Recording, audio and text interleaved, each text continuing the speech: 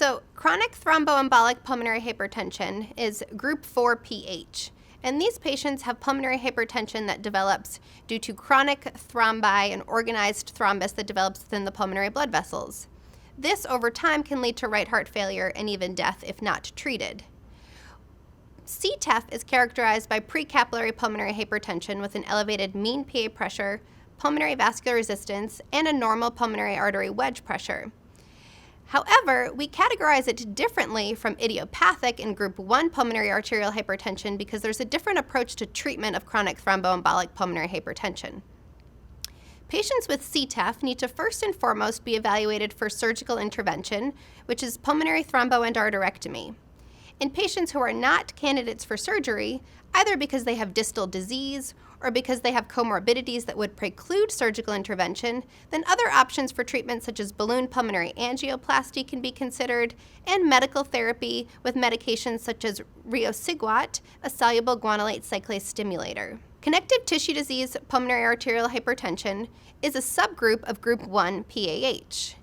Patients with connective tissue disease-associated pulmonary arterial hypertension have PAH that develops in the context of different types of connective tissue disease, such as scleroderma, lupus, mixed connective tissue disease, polymyositis, and dermatomyositis, among other disorders.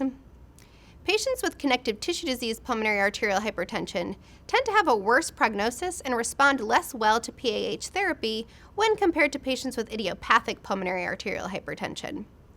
Among patients with connective tissue disease pulmonary arterial hypertension, scleroderma is the most common cause of connective tissue disease that is associated with PAH. Portal pulmonary hypertension refers again to a subgroup of group 1 pulmonary arterial hypertension in which pulmonary arterial hypertension develops in patients with either cirrhotic or non-cirrhotic portal hypertension.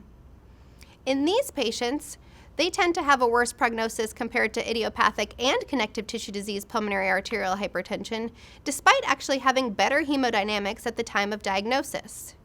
Additionally, a mainstay of treatment goals in patients with portal pulmonary hypertension is to improve their eligibility for procedures such as liver transplantation if that is needed to treat their underlying liver disease. So the treatment goals in portal pulmonary hypertension tend to be different from other forms of PAH. Yeah, physicians always love to talk about diagnosis. That's one of the reasons we get into the field, is to figure out what's going on with the patient to determine the diagnosis and the best treatment recommendations. So really it starts with your interview with the patient. And for example, if you're looking for the possibility of connective tissue disease, like scleroderma with the patient, you may be asking them about symptoms of scleroderma, which might include joint pain or changes in their fingers where the skin thickens, or sometimes the hands will turn different colors when exposed to cold. That's called Raynaud's phenomenon. So you're asking about that. In a similar way, when you examine them, you're looking for these findings on physical examination. And one of the hallmarks are tiny little spider-type reddenings of the skin that are referred to as telangiectasias. And if these are prevalent, or if they've been increasing recently, you worry about the patient possibly having pulmonary arterial hypertension. Your examination might show signs of this, but you often have to move forward, as you might imagine, to diagnostic evaluation. And generally, you screen for pulmonary hypertension in someone with scleroderma with an echocardiogram. That might show you elevated right heart pressures. It might show you strain on the right heart. And then you need to move forward with the confirmatory test, which is a right heart catheterization, really regardless of the type of pulmonary hypertension. And that will show you a profile that would confirm the presence of group 1 PAH in a patient with connective tissue disease. Similarly, if you're worried about liver disease, there might be a history of risk factors for liver disease, such as having chronic hepatitis.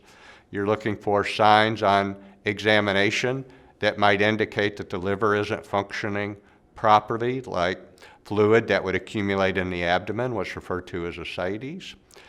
And as you would move forward with screening for pulmonary hypertension, you're using an echocardiogram and a right heart catheterization, just like with connective tissue disease, but it also would involve some assessment of liver function, which involves blood tests and imaging of the liver, and generally consultation with a gastroenterologist with a specific interest in liver disease to help you make that diagnosis.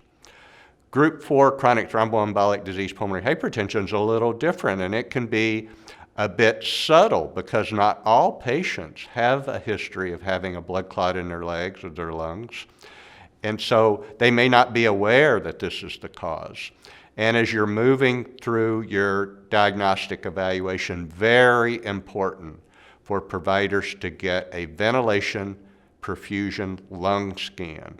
And this is the screening test of choice based on guideline recommendations that would help you uncover the possibility of chronic thromboembolic disease pulmonary hypertension. It will be abnormal in those patients, and then additional testing might be required, such as a pulmonary angiogram or a CAT scan with contrast to further delineate the scope of the problem.